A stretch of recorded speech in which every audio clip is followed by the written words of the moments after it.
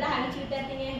आज शिक्षण सप्ताह दिनांक 25 जुलै 2024 दिवस होता। या निमित्ताने सांस्कृतिक दिवस या निमित्ताने मी तुम्हाला कथा सांगितली।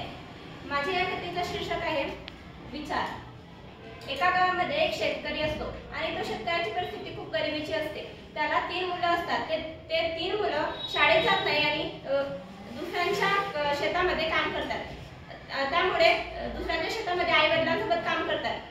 त्यांना एक दिवस असं कळतं की आमच्या झोपडीच्या बाजूला जो खाली पटांगण आहे त्या पटांगणामध्ये मोठमोठे लोक, प्रसिद्ध झालेले लोक येणार आहेत हे त्यांना कळतं। त्यामुळे त्यांनी कधीही प्रसिद्ध झालेले लोक पाहिलेले नसतात, मोठे मोठे लोक पाहिलेले नसतात। म्हणून त्यांना वाटतं की खरंच मोठे लोक कसे असतात, त्यांचं राहणीमान कसं असतं, त्यांचं जीवन कसं असतं, त्यांचा पेहराव कसा असतो हा सर्व त्यांना माहीत नसतं।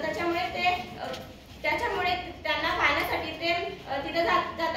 दुसरा दिवस उजाडतो। त्या दिवशी त्या मंडपामध्ये त्या ग्राउंडमध्ये मंडप बांधलेला असतो। त्या मंडपामध्ये खुर्च्या लावलेल्या असतात आणि समोर मोठा स्टेज बांधलेला असतो। यांना असं वाटतं की मोठे लोक आपल्याला समोरून व्यवस्थित पाहता येते, म्हणून ते मंडपाच्या समोरच्या लाईनीमधील 3 खुर्च्यावर जाऊन बसतात।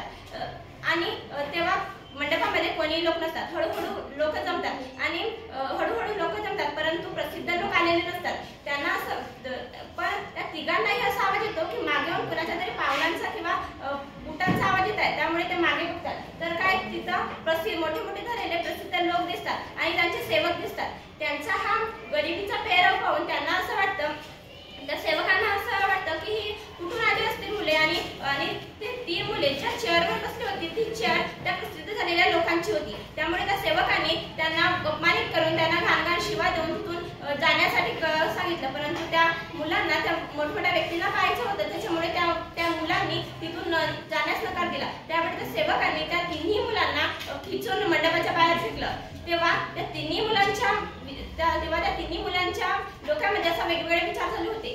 त्यामध्ये पहिला मुलांचा असा होता की वा यार किती सुंदर ते असतात ना मोठे माणसं, जसे आपण किती अगोदरपासून इथे बसले आहोत परंतु ते आता मागवून आले तरी त्यांना कसं मान सन्मानाने दर्जाने समोरच्या चेअर मिळाल्या। आणि त्यामुळे तो मोठा होऊन एक प्रसिद्ध माणूस बनतो। त्याच्यानंतर त्याचा जो दुसरा भाऊ आहे तो असा विचार करतो काय यार की आम्ही सकाळपासून इथे बसले आहोत परंतु सकाळपासून बसले आहोत तरी आम्हाला इथून हाकलून दिला, आम्हाला वाईट बोललं। त्याच्यामुळे तो मोठा होऊन मोठा समाजसेवक बनतो। त्याच्यानंतर तिसरा जो व्यक्ती आहे त्याला असं वाटतं की आम्ही जिथे जातो तिथे आमचा नेहमी अपमानच होत राहतं, म्हणून त्यांना असं वाटतं की म्हणून तो समोर मोठा होऊन आई वडिलांप्रमाणे ज्याप्रमाणे आता तो काम करतो त्याचप्रमाणे दुसऱ्यांच्या शेतामध्ये जाऊन काम करतो। त्याच्यामुळे याच्यामुळे लक्षात येतं की त्या 3ही मुलांना सारख्याच प्रमाणात अपमानित केलं होतं, त्यांना सारख्या शिवा देण्यात आल्या होत्या। परंतु त्या तिघांची विचार करण्याची जी मानसिकता होती ते वेगळी होती। त्यामुळे आपल्या जीवनामध्ये विचार करणे ही खूप महत्त्वाची गोष्ट आहे।